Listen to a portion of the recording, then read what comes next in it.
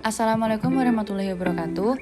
Perkenalkan, nama saya Aulia Dunabibah dengan nomor induk mahasiswa 140142149 dari rombel C nomor persensi 42. Di sini saya akan membuat video terkait miskonsepsi IPA dan cara mengatasinya.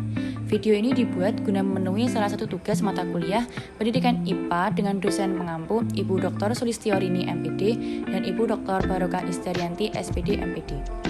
Baik, selanjutnya yaitu materi yang pertama tentang pengertian miskonsepsi. Menurut Fowler dan Jaude pada tahun 1987 menyatakan bahwa yang dimaksud dengan miskonsepsi adalah pengertian tentang suatu konsep yang tidak tepat, salah dalam menggunakan konsep nama, salah dalam mengklasifikasikan contoh-contoh konsep, keraguan terhadap konsep-konsep yang berbeda, tidak tepat dalam menghubungkan berbagai macam konsep dalam susunan hierarkinya, atau pembuatan generalisasi suatu konsep yang berlebihan atau kurang jelas. Menurut Amin pada tahun 1990, miskonsepsi dapat pula terjadi karena adanya gagasan atau ide yang didasarkan pada pengalaman yang tidak relevan. Jika miskonsepsi terjadi pada siswa, cenderung menetap dan sulit untuk diubah, serta akan berpengaruh pada proses belajar pengajar berikutnya. Berdasarkan beberapa pengertian tentang miskonsepsi, dapat disimpulkan bahwa miskonsepsi adalah adanya kesalahan dalam memahami suatu konsep yang kemungkinan disebabkan karena kesulitan siswa dalam menghubungkan konsep-konsep yang ada untuk membentuk konsep baru. Miskonsepsi bisa terjadi karena beberapa penyebab, diantaranya siswa itu sendiri, guru, buku teks, dan metode pembelajaran yang digunakan dalam pembelajaran. Guru merupakan salah satu faktor yang memiliki andil terhadap pembentukan miskonsepsi siswa terhadap suatu materi tertentu. Jika guru salah dalam memahami dan memberi penjelasan mengenai konsep pembelajaran, maka siswa juga akan menerima konsep yang salah. Selanjutnya, miskonsepsi dalam pembelajaran IPA. Miskonsepsi seringkali dialami oleh siswa, namun di kalangan guru juga tidak jarang mengalami miskonsepsi dalam mengajar. Menurut beberapa literatur, ciri-ciri miskonsepsi disimpulkan sebagai berikut. Yang pertama, miskonsepsi sulit untuk diperbaiki. Yang kedua, seringkali sisa miskonsepsi terus-menerus mengganggu. Yang ketiga, seringkali terjadi regresi. Yang keempat, dengan ceramah yang bagus, miskonsepsi tak dapat dihilangkan atau dihindari. Yang kelima, siswa, mahasiswa, guru, dosen, maupun peneliti seringkali mengalami miskonsepsi.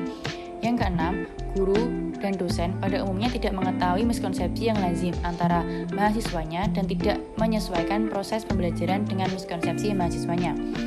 Yang ketujuh, miskonsepsi bisa terjadi pada siapapun tanpa memandang hasil tes. Dan yang terakhir, pada umumnya, cara mediasi yang sudah dicobakan mendapatkan hasil yang belum maksimal. Konsepsi yang seringkali terjadi pada siswa yaitu yang pertama, pada konsep hukum 1 Newton terdapat miskonsepsi yaitu benda akan tetap diam bila tidak diberi gaya atau didorong, bahkan jika benda itu cenderung untuk berhenti. Contoh yang pertama, bola yang bergerak akan berhenti dengan sendirinya.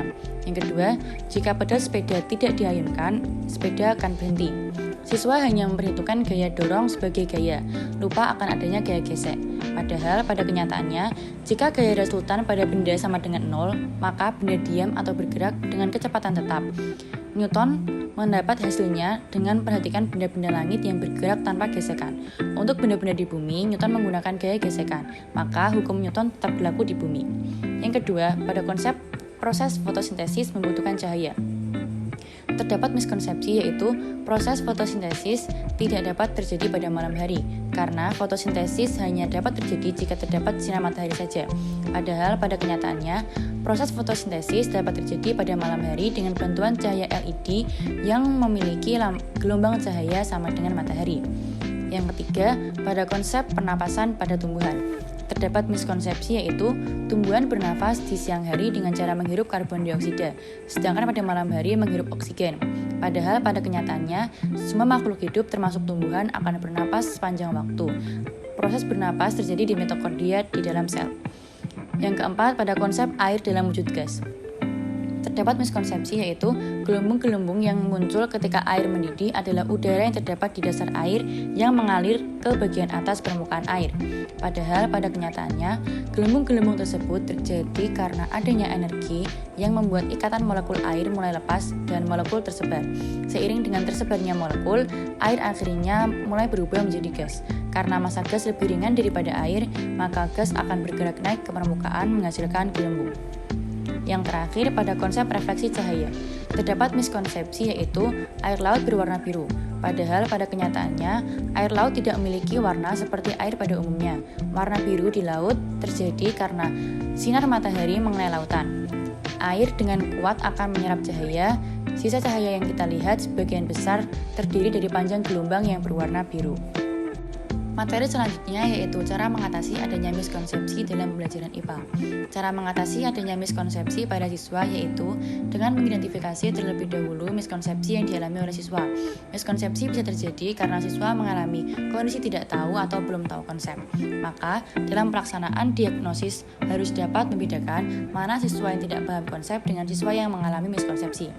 Terdapat 3 cara yang bisa digunakan untuk mengetahui pengetahuan awal dan miskonsepsi yang terdapat pada diri siswa, yaitu yang pertama, tes diagnostik melalui tes tertulis dan memberi alasan. Yang kedua, wawancara klinis, dan yang ketiga, penyajian peta konsep. Berdasarkan jawaban dan argumentasi yang dikemukakan oleh siswa pada lembar tes, dapat ditelusuri pengetahuan awal dan miskonsepsi siswa serta latar belakangnya. Setelah melakukan identifikasi terhadap miskonsepsi, maka data yang didapat dapat dijadikan acuan bagi guru untuk melakukan perbaikan terhadap miskonsepsi yang terjadi. Kesimpulannya yaitu, miskonsepsi adalah adanya kesalahan dalam memahami suatu konsep yang kemungkinan disebabkan karena kesulitan siswa dalam menghubungkan konsep-konsep yang ada untuk membentuk konsep baru. Miskonsepsi bisa terjadi karena beberapa penyebab, diantaranya siswa itu sendiri, guru, buku teks, dan metode pembelajaran yang digunakan dalam pembelajaran. Guru merupakan salah satu faktor yang memiliki andil terhadap pembentukan miskonsepsi siswa terhadap suatu materi tertentu. Jika guru salah dalam memahami dan memberi penjelasan mengenai konsep pembelajaran, maka siswa juga akan menerima konsep yang salah. Cara mengatasi adanya miskonsepsi pada siswa yaitu dengan mengidentifikasi terlebih dahulu miskonsepsi yang dialami oleh siswa. Setelah melakukan identifikasi terhadap miskonsepsi, maka data yang didapat dapat dijadikan acuan bagi guru untuk melakukan perbaikan terhadap miskonsepsi yang terjadi. Berikut adalah daftar pustaka yang saya gunakan dalam menyusun makalah start PPT. Baik, terima kasih. Sekian dari saya. Apabila ada kesalahan, saya mohon maaf. Wassalamualaikum warahmatullahi wabarakatuh.